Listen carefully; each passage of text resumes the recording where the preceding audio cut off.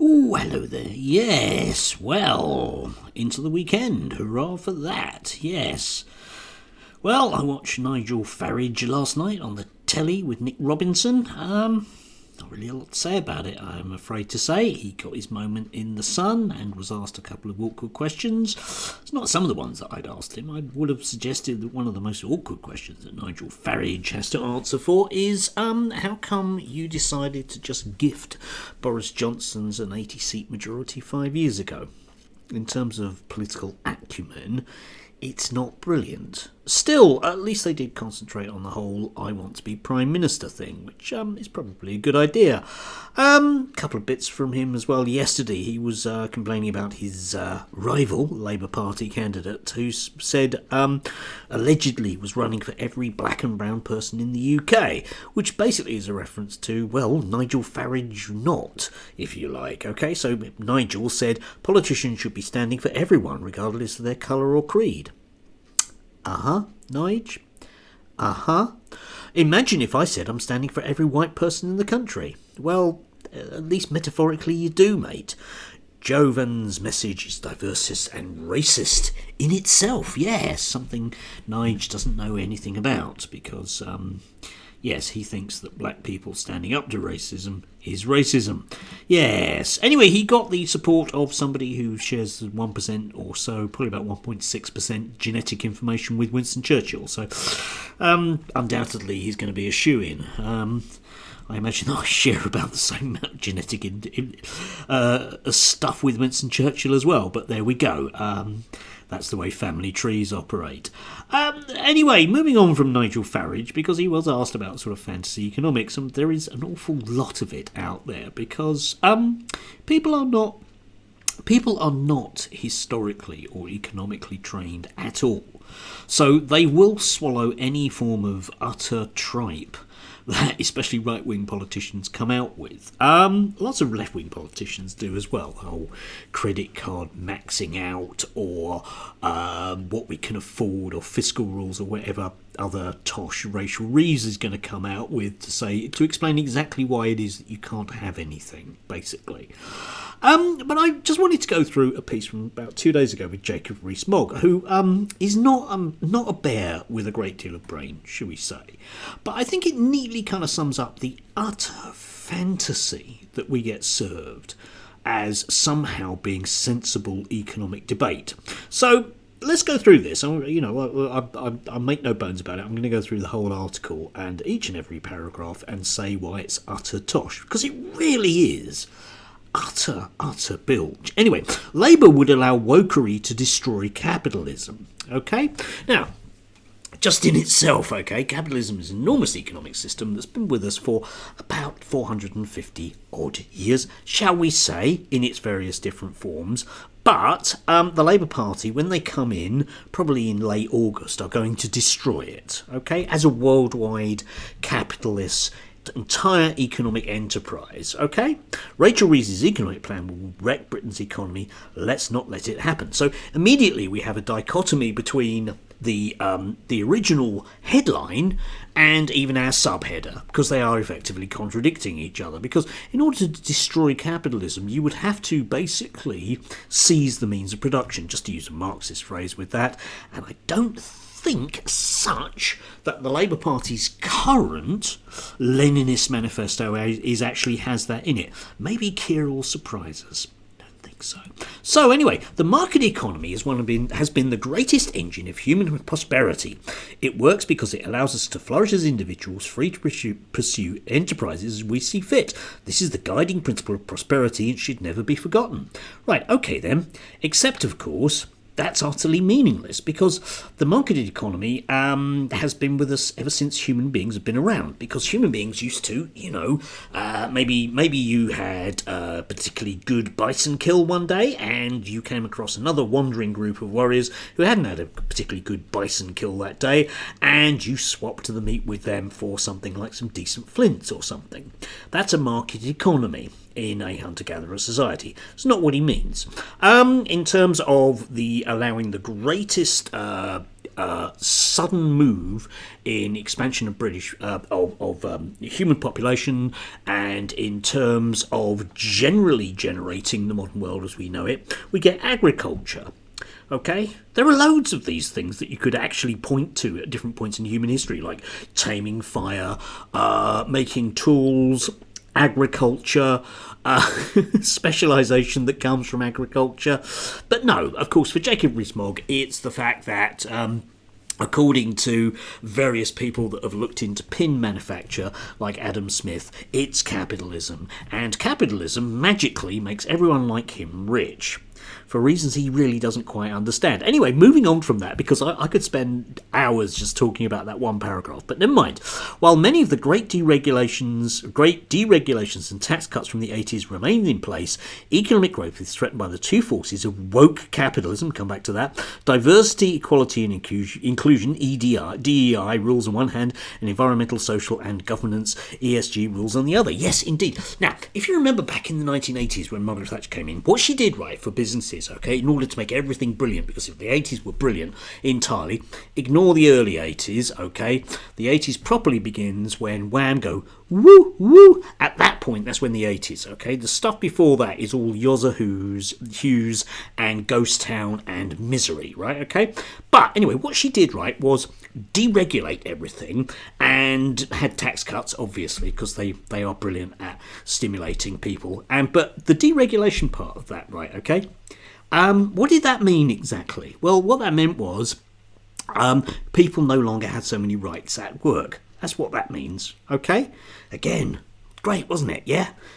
So anyway, woke capitalism. Right, okay, let's think about different types of capitalism, shall we? Well, in the early 1600s, you get what's generally regarded as war capitalism, because the state very rapidly learnt that working with business, and business learnt that very rapidly that working with a militarised state, they could enormously expand profitability. That's where capitalism comes from. That then settled down into a far more kind of manufacturing base in terms of the Industrial Revolution, but it was still basically the same thing. You ended up with a heavily regulating state which set the right conditions for capitalism to expand. And Thatcher in the 80s, she deregulated in Jacob Rees-Mogg's sense, the labour market. In other words, you didn't get a tea break anymore, and suddenly you couldn't go on strike. That's what he means by that, okay? So suddenly, he was a lot freer. Anyway, so woke capitalism, right, are these two dreadful things where you get diversity, equality and inclusion rules, which basically means you can't fire people if they're black or gay, right? Effectively, that's what that means, all right? We collect information and we say it's wrong that you can't fire people because they're black or gay, right? Now, whenever he will talk about deregulation and getting rid of these, that's effectively what he means. Okay, and environmental, social and ESG rules on the other. Yes, in other words, the dreadful notion that we should have rules around how much you're allowed to pollute the environment. That's what that is. So in other words, right, okay, there's this major threat whereby some firms won't be allowed to do exactly what they want all the time. Okay? Think about that. Wouldn't that be awful? Because we see the net benefits of that in the UK at the moment with the idea of like water companies who can basically do whatever they want. And you can see how free we are in that basis.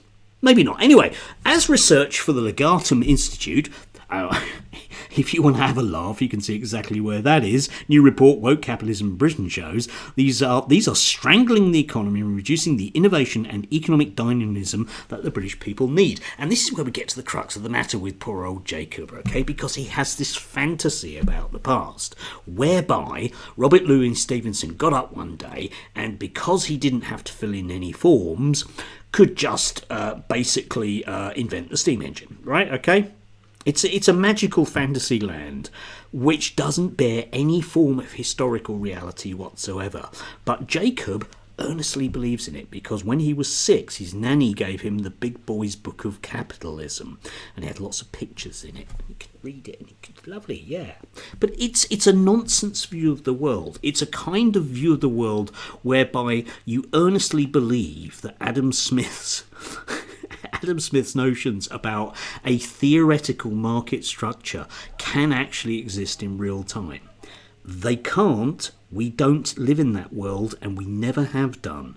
Anyway, moving on. The damage that woke capitalism does, right, woke capitalism, in other words, woke capitalism, what he means by that is the idea that you should make people do things that are for the benefit of society as opposed to the benefit of the profiteering class that are capitalists.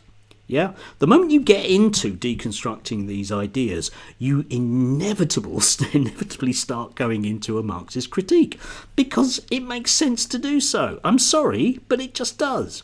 The damage that woke capitalism does is immense. Okay, well, more than, all of the environmental destruction that we've seen in the world so far. Yes is the answer. It means employers can't hire people on merit.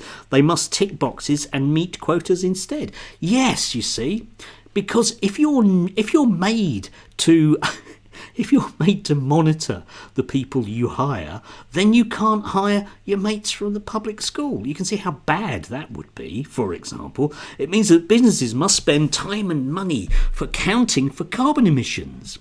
And that the oil and gas industry in the North Sea is unable to finance its operations, which keep our lights on, the country's factories running, and everyone's home warm. Yes, indeed, you see, because if you have to, install energy-saving light bulbs because it's a government diktat, then what that means is that we will all huddle around presumably braziers outside in the streets in the winter. All right, you can see instantaneously this is nonsense. And can anyone point me to a time when, for example, well, let's say prior to post 1800, when the government hasn't dictated to businesses various ideas in and around pollution? Yeah. And I don't mind what it is. I'll take anything. No, actually, let's raise the bar to sort of public health measures. I'll say post 1870. There you go. Okay, if anyone can point me to something whereby you had a government anywhere in the world that would have suddenly decided that businesses can simply do what they want because it would be for the greater good of everyone, I'll take my hat off to them. All right. Even worse, oh my God, woke capitalism means if you say the wrong thing or have the wrong views, you could find your business unable to open a bank account or even have your own personal bank account closed down. While the Conservative government acted to stop this after the PayPal account of the Free Speech Union was shut down and Nigel Farage and his bank account closed by Coots and NatWest, the ideas being floated by the Labour Party would make this entire situation worse. Yes, you see, banks themselves mustn't be roped into an arm of government, is basically what he's saying there. Except, of course, they are. All right? Can you imagine a situation in any advanced economy where anyone would think, this is post 2008. Don't forget we're now well over a decade post 2008, where someone's going to go, one of the problems with them banks is they just can't make up their own minds about things. They're being told what to do by the government. Yes, I think it's a very, very good idea. We've seen what happens when they don't get to do that. Now, certain people, if they don't do the right thing, might well be refused services. But again, can you give me some examples of a country which is something other than deeply corrupt, where people think that's a good idea? Yeah? Yeah. If I go around as a criminal doing criminal things, should I not be treated as a criminal legally when I come up against certain institutions? What Nigel Farage came up against was the idea that he may have been involved in some various forms of money laundering. Those were the rules he came up against. We should have rules against money laundering. I know that Jacob likes to keep a lot of his money abroad so that he doesn't have to buy anything in the UK. He doesn't have to spend any money in the UK other than on his nanny. Because if he does that, some of it might go to the exchequer and it might be spent on poor children. And he doesn't like that. That's what that is. Ed Miliband, Labour's shadow energy secretary, wants to force, underline your notice, company directors to report their carbon footprints and redirect private capital to supposedly green initiatives, or, as we might think of them, green initiatives. Yes, indeed. Once again, you notice this is the notion, this horrific notion, that the government will collect information on its citizenry. I don't know if Jacob is aware of the uses of the census. I have the feeling, the more I look at this piece, that he doesn't. What does this look like in practice? It means that businesses of all shapes and sizes will be being refused loans or access to capital unless they follow Labour's green rules and regulations. This would take debanking to an entirely new level. Yes, but let's face it, they're simply rules and regulations on what business can do. And I say again, okay? All right, you could go back to, I don't know, again, let's go back to, let's say, the birth of public health in the modern sense, okay? The Thames was so heavily polluted that it killed people. Every single year, tens of thousands of people were killed because the Thames was so polluted, right? Cholera, the Great Stink, you name it, right? Okay? So it was decided to levy charges on businesses to stop them, not necessarily dumping stuff in the Thames, but sewage, make them pay for sewage works, which would take the nasty stuff out of the system. Right? Now, you can argue that that's an unfair burden on business and wokery gone mad, but everyone will stare at you like you're a lunatic, or Nigel Farage maybe, or indeed Jacob Rees Mogg. Who the hell thinks that that's a bad idea? And the answer is somebody who cannot see the Adam Smiths for the trees. Anyway, moving on. It doesn't stop there. Today's Labour Party is little change from the party which destroyed British pensions when Gordon Brown was Chancellor. Instead of conducting tax raids of pension funds, Brown's successor, Chancellor Rachel Breeze, will destroy the public's investments and savings through regulation and woke capitalism. Yeah, that bogey one again. But don't forget that Jacob Rees Mogg is a man that's more than happy to lump British businesses with enormous amounts of paperwork due to Brexit. Something that he says we won't see the benefits of for 50 years. That's not a problem. Apparently, businesses don't mind that regulation because they're patriotic, whereas other forms of regulation, they will do. By gold-plating ESG rules and forcing pension funds and asset managers to make investments in poorly performing ESG projects, a prospective Labour government would damage British prosperity and the livelihoods and retirements of British people. Yes, indeed. Yeah, you've been feeling a lot poorer in the last decade. Yeah, well, it'll be worse. Is his viewpoint. Jacob is a man who has done enormously well out of British capitalism. And he's very determined that he and his ever-growing brood of very, very odd-looking children will do the same. At your expense. Because, drum roll, that's the way that these things work. The people at the top, like Jacob, will extract as much wealth as they can do from the people at the bottom, that's you lot, and they don't really care, but they will use all of the enigmatic structures of government, or perhaps if you want to use officer or something like that, the actual apparatus of the state, to convince you magically that they're liberating you. They are liberating you from your money. Anyway, just as the global economy turns its back on the flawed ideas behind ESG and takes a more rational approach to net zero, the Labour Party wants to entrench them into law. Right, no, Jacob. Just as the world is actually decarboning, it's likely that this year, at some stage later on this year, the world will actually reach a drop in its carbon emissions, mainly because of what's going on in the BRICS and elsewhere. Now, Jacob doesn't think that counts properly because they're brown people and foreigners. Anyway, Jeez. Labour will put a Race Equality Act into law, forcing new and diversity rules on all British businesses. Yes. In other words, they'll update the Racial Equality Act, which is something that came in 1976. Now, again, you can argue that businesses should be free to discriminate against whoever they want to. Okay, fine. But surely then, shouldn't businesses be free to discriminate in positive ways towards people? How come it's bad to discriminate against people, but not to discriminate for people? I've never really had that one properly explained to me. This policy will take woke capitalism and ESGs to an extreme new step. Oh yeah, put in the word extreme because, yeah, it sounds worse. But it doesn't mean anything, does it? Woke capitalism doesn't mean anything. ESG ideas, kind of something that we need to do. We need to decarbonise in the same way as, back in 1900 we collectively agreed that we were going to put horses out, to fodder, quite literally, yeah? Because we were going to switch to new modes of production, for example. Yeah, collectively we agreed that that was a good idea. But Jacob Rees-Mogg presumably would have been arguing that the hay tax would damage business or something ridiculous. I don't know.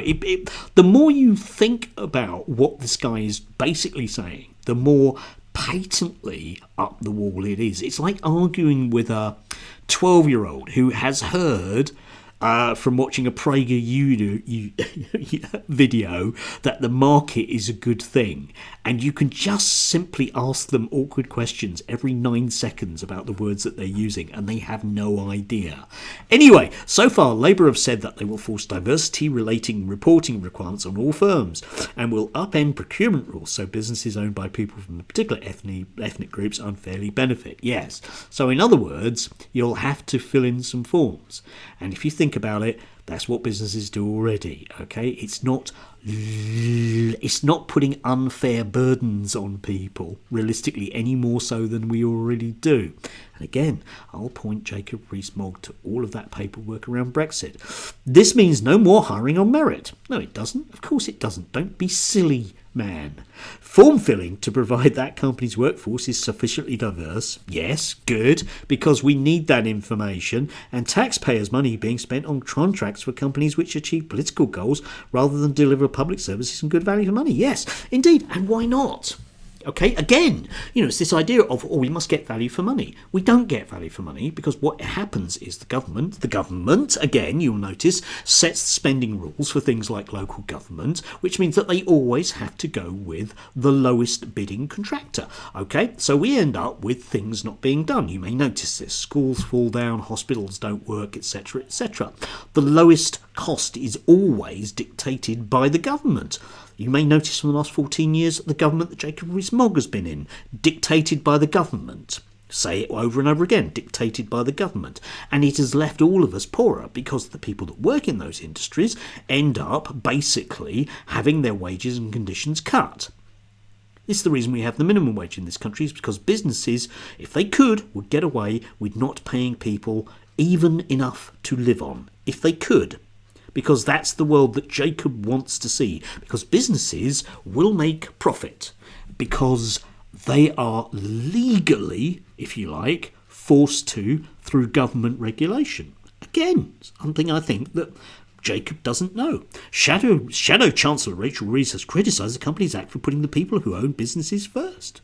They want to dictate how businesses run their affairs and put the government first, not business owners. Yes. A bit like now then, Jacob. A bit like 5 years ago, 10 years ago, or indeed a bit like under Thatcherism, if you want to argue it that way. Okay? Capitalism likes fascism. The reason why capitalism likes fascism is because it creates a very, very, very solid wall around their ability to maximise profits. Capitalism has never had a problem with working with autocratic regimes. They prefer them because if someone gets uppity and goes on strike, you can simply dictate to the government that they will come along with the day sticks and beat people back into submission, and nobody will bat an eyelid. That is the way that capitalism historically has worked. It hasn't bought freedom for people through most of its history. It hasn't bought prosperity for people most of its history. It is very, very easy to make an argument that the thing that has brought freedom and prosperity to people is the democratic impetus that comes from below. In Marxist terms, that was first expressed, for example, in the American Revolution, the French Revolution, the English Civil War, the Russian Revolution. You look at all of these things, it is people demanding that they're not treated like dirt. And yet here is Jacob trying to persuade you that magically you should be. Anyway, the Better Business Act campaigner Mary Portas introduced Rachel Reeves at the Labour Party conference in 2023. This group wants to force companies of all sizes to follow net zero rules and social engineering ideas. If you own a business, a Labour government will tell you how to run it. Yeah, because that's what governments do, isn't it? Because we don't live in a fantasy world where socialism means that getting rid of socialism magically means that businesses can do whatever they want. Nobody wants to live in that world. It's hell. It's absolute hell. It's the hell of 12-year-olds who die in factories because there's no regulations as to how many hours they should work or indeed what they should be paid. It's that hell. That's the hell of that. And isn't it really bad that Mary Portas doesn't want children to go there? Isn't it awful? Anyway, Labour wants to hand more power to regulators, killing democracy and prosperity. Right, okay. Regulators. Regulated by, the government, who are democratically elected. But magically it's going to kill democracy and prosperity. Yes, indeed. Imagine living in a world where you can't dump sewage into rivers. Wouldn't that be awful? For the shareholders of Thames Water. Wouldn't that be awful? And thank God they've got Jacob, who for the last 14 years has argued vociferously that companies should literally dump on us. Brilliant. An even more powerful Bank of England, which couldn't control inflation for nearly 3 years. An OBR which stops an elected government from cutting taxes and forces Britain to continue her reliance on low-skill, low-productivity immigration. This is woke capitalism in action. It has to be stopped. Yes! Except, of course, as I've neatly pointed out, I like to think, all of that is utter bunkum, just to use a nice Victorian phrase. It's bunkum. It is utter pie-in-the-sky drivel from, like I say, it's kind of 12-year-old fantasy politics. You can see this stuff. You can see this stuff on the internet. Like I say, if you go onto sort of the PragerU stuff for children, they come out with this idea that the reason why we have democracy, the reason why we have regulation and clean water, and we can have weekends off, some of us if we're lucky enough, is because of capitalism. Whereas, of course, the reason why those things have happened is because we have democracy, which is a reaction to capitalism, and it's switched off the worst excesses of it. And the reason why everybody in this country is so miserable, sorry, not everybody, Jacob isn't, although he's miserable about the fact he isn't rich enough, but the reason why the majority of people in this country are so miserable is because capitalism, not woke capitalism as he calls it, but capitalism has been allowed to run rampant and just do whatever it wants because it has made Jacob richer. And then we have the sheer, unadulterated nonsense that he comes out to justify it. Yeah? Anyway, yes. Oh, bit of a rant. But I just find this stuff boring. I find this stuff boring because any simple level of reading about the basics of capitalism, about where it comes from, will take you to different places and make you realise that the reason why capitalism is so successful is because it works with states and vice versa. That's the way it has worked, and if you want to run a very, very highly successful state, you centralise the government and you set loads and loads of rules and regulations and targets and things like that, and it works. Notice as well, final point, okay, for Jacob Rees Mogg. He will bang on, like lots of people do, about how wonderful the Industrial Revolution was because it brought all these lovely things into the world, whilst at the same time decrying Stalin for all of the issues in and around him switching to collectivisation and industrialisation under the 5-year plans. One of them is brilliant. one of them is dreadful. Same people dying fallout from both of them, but magically one of them is excellent and the other one's really bad. I don't live in that world. I think they were both really bad, and we need to learn to do those things better. But we won't do them better if we just allow people to make vast profits. That doesn't ever end well with old torches and pitchforks and things like that, Jacob. Anyway, do have a lovely weekend. Enjoy.